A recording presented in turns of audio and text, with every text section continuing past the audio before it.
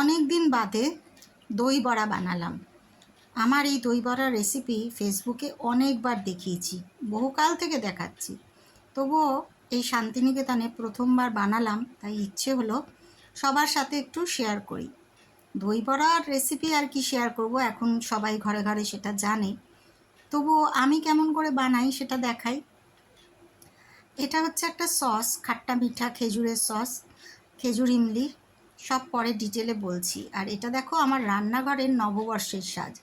এই লেখাগুলো এত ভালো লাগলো, ইচ্ছে হলো এই স্টিকারগুলো একটু আমার এই সাদা টাইলসের ওপর লাগাই।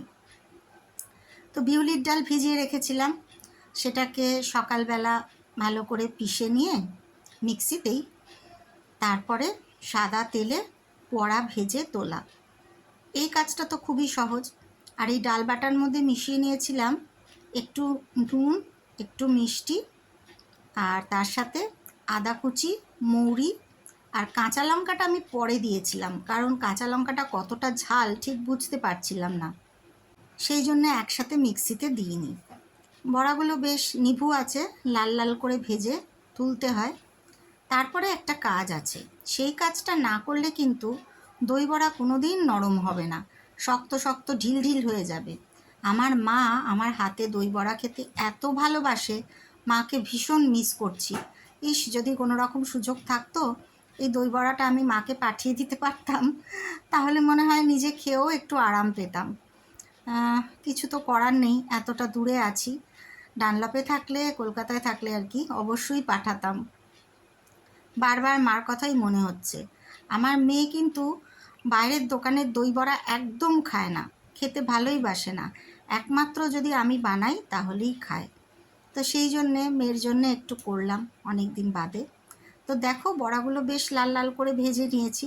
খুব বেশি কড়া করব না, খুব কড়া করে দিলে দই বড়ার সেই বড়াগুলো খেতে ভালো লাগে না।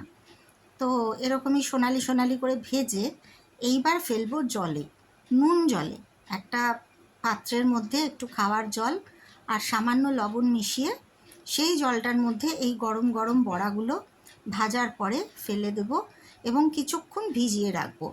এই ভিজিয়ে নিলে তারপরে কিন্তু দই বড়াটা বেশ নরম হয়ে যায়, আর হাত দিয়ে চিপে চিপে জলটা ফেলে তখন প্লেটিং করতে হয়। তো তারপরে আবারও কিছু বড়া ভেজে নিলাম একই পদ্ধতিতে। আর কতটা ঘনত্ব হয়েছে এই ডালটার সেটা তোমরা, আমি যখন ফেলছি এটা তেলের মধ্যে দেখে বুঝতে পারছো। খুব বেশি মানে পাতলা হবে না, আবার খুব ঘনও হবে না, একটা লেই লেই মতো হবে, আর একটু দানা দানা থাকবে। খুব বেশি একেবারে নরম হয়ে গেলে মুশকিল।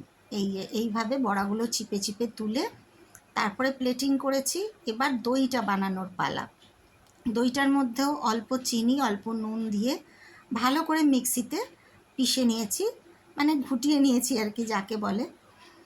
কিন্তু এর মধ্যে আমি আর কিছু মেশাইনি। এবার ওই দইটাই ঢেলে দিচ্ছি, নুন মিষ্টি দেওয়া দইটা ঢেলে দিচ্ছি বড়াগুলোর মধ্যে। আমি কিন্তু এক ফোঁটাও জল দিইনি, জল দিলে কিন্তু পাতলা হয়ে যাবে, বেশি ভালো লাগবে না খেতে। এই দইয়ের মধ্যে বড়াগুলো বেশ খানিকক্ষণ ভিজবে, প্রায় আধ ঘন্টা ধরে নাও। না ভিজলে কিন্তু রসটা পুরোপুরি ঢুকবে না, এই দইটা অনেকটাই টেনে যাবে। বড়াটা যখন আমি দেবো সবাইকে সার্ভ করব, অনেকটাই টেনে যাবে। তারপরে জিরে ভাজার গুঁড়ো, এই শিলপাটাটা আমাকে নিয়ে এসে দিয়েছে আসলাম। অনেক খোঁজাখুঁজির পর শান্তিনিকেতনে শিলপাটা পেয়েছি। শিলপাটা না হলে আমি একদম অচল, মানে মিক্সিতে সব কিছু মশলা আমার হয় না আমার দ্বারা।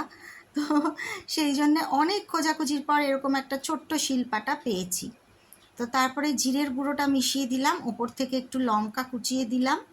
আর এই যে সসটা, এটা কিষানের, এটা খুব ভালো লাগে আমার, খাট্টি মিঠি ইমলি খেজুর সস। এইটা করা মানে কেনা থাকলে আর তোমাকে খেজুর আর তেঁতুলের যে চাটনিটা বাড়িতে বানানোর ঝক্কি, সেটা আর করতে হবে না। সেটা একটু মিশিয়ে দিলাম ওপর থেকে। তারপরে মেশালাম হচ্ছে এমনি যেটা tomato sauce, no onion no garlic একটা টমেটো সস আমরা ইউজ করি, সেই সসটাই মিশিয়ে দিলাম। মেয়ে পাশে দাঁড়িয়ে হেল্প করছে আর ভাবছে কখন রেডি হবে, কারণ আমরা দুপুরে আজকে ভাত খাইনি, আমরা একটু দই বড়া আর চিকেন পাকোড়া খেয়েছি। ইচ্ছে করছিল না ভাত খেতে, সব দিন তো ভালো লাগে না। তারপরে ভুজিয়া, এই প্রভুজির ভুজিয়াটা কিন্তু দই বড়ার কাজে খুব মানে সুস্বাদু লাগে দই বড়া বানালে। তাই এই ভুজিয়াটা ওপর থেকে ছড়িয়ে দিলাম। আর ধনেপাতা, ধনেপাতা যারা পছন্দ করো খেতে তারা খাবে, আর না হলে এটা স্কিপ করে যাবে, এটা খেও না। আমাদের আবার ধনেপাতাটা খুব ভাল লাগে, সব কিছুতে না কিন্তু দই বড়াতে খুব ভালো লাগে। তাহলে চলো, দই বড়া রেডি। এবারে টেস্ট করার পালা। যেহেতু গতকাল রাতে পয়লা বৈশাখের ডিনারটা একটু হেভি হয়েছিল, তাই লাঞ্চটা আমরা একটু হালকা করলাম। আর আজকে শান্তিনিকেতনে না কীরকম একটা মেঘলা দিন, বৃষ্টি হচ্ছে না কিন্তু মেঘলা হয়ে আছে আকাশটা। দেখো, খুব মানে সুন্দর হয়েছিল দেখতে এবং খেতেও। তোমরা চাইলে রেসিপিটা ফলো করতে পারো, ভালো লাগলে জানিও।